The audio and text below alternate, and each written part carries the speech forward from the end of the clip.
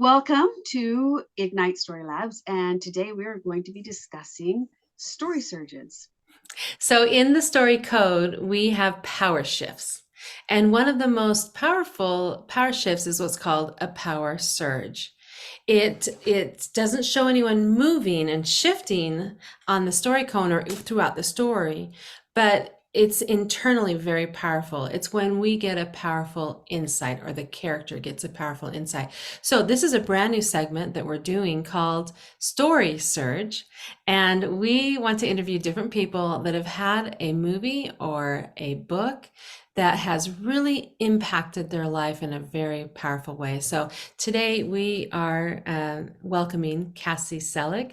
She is an author and a playwright and many, many other things, especially known for the Pecan Man, which is in production to become a major motion picture. So we're excited about that. And we're going to ask Cassie today, what has been one of the most powerful story surges in your life? I think to focus on just one book that I have read so many times, actually, not because I knew this was happening, but just reread again or listened to, is the To Kill a Mockingbird.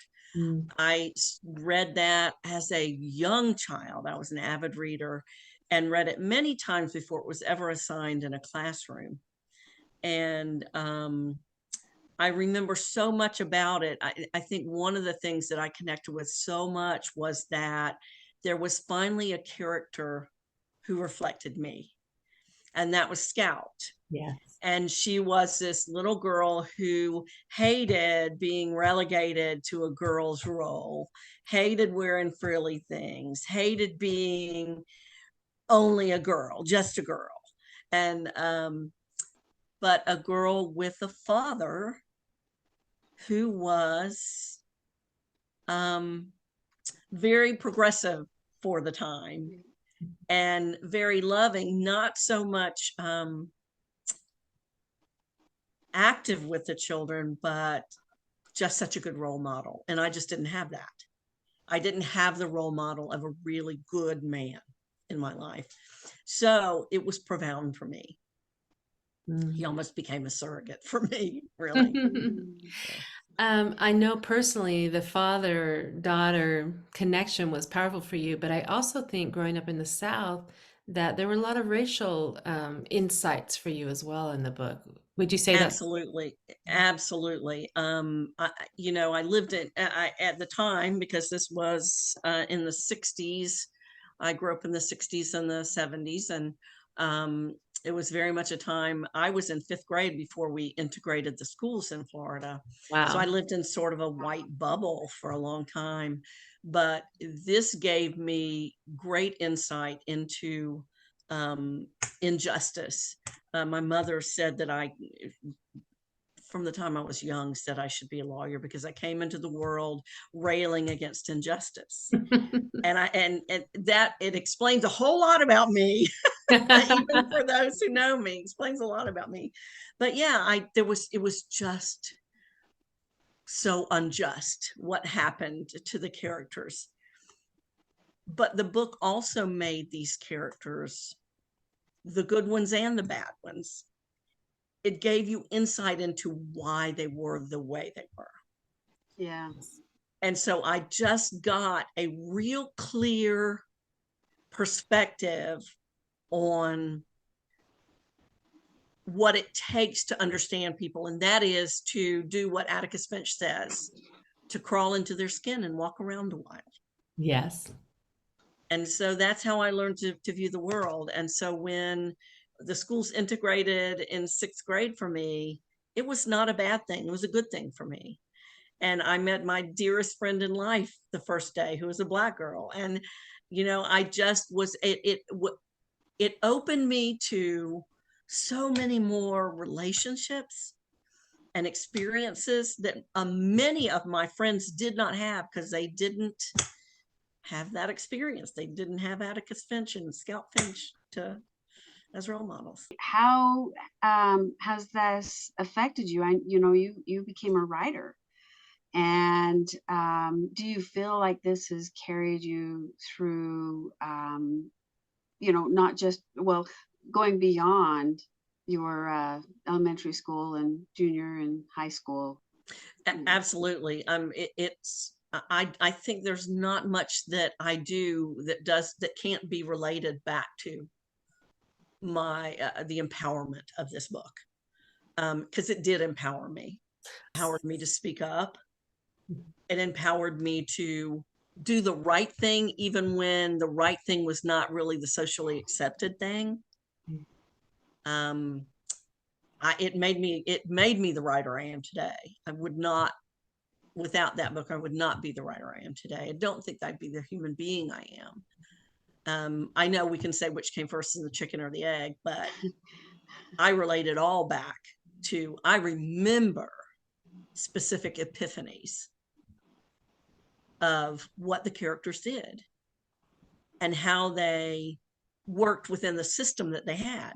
Because they have this system, they have a judicial system, but they also have a social system, right? And there are characters for those, several characters throughout, and those characters represented the system.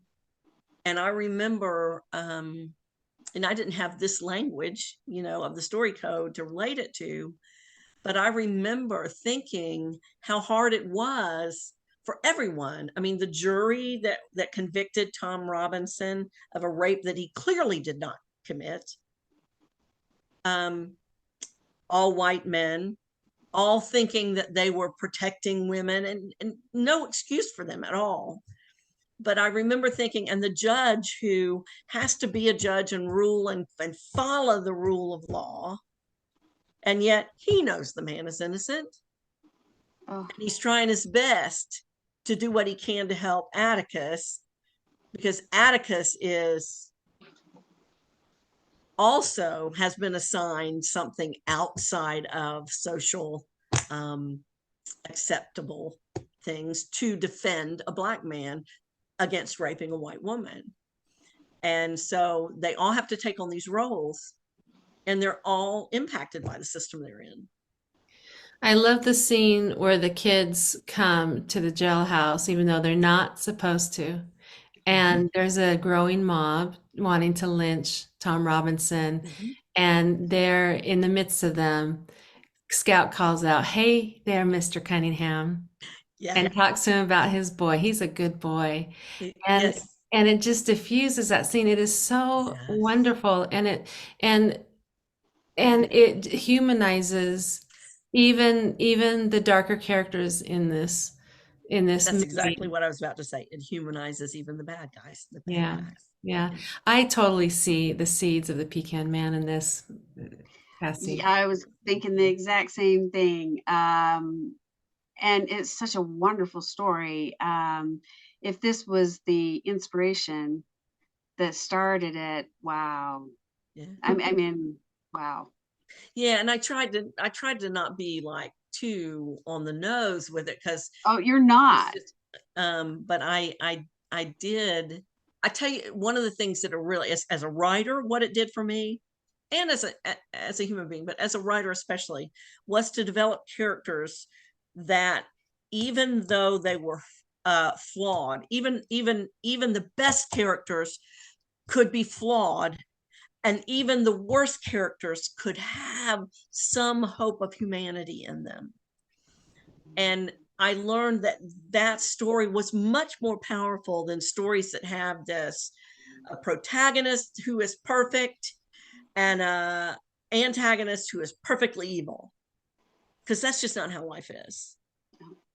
And so that was really what I took from that story, was making those characters well-rounded and flawed, and but not completely evil. Thank you for joining us here at the Lightning Zone and our first Story Surge segment. If you also have a story that you would like to discuss, ring us up. Check us out on Facebook or on the website, and we'd love to hear about how a story changed your life.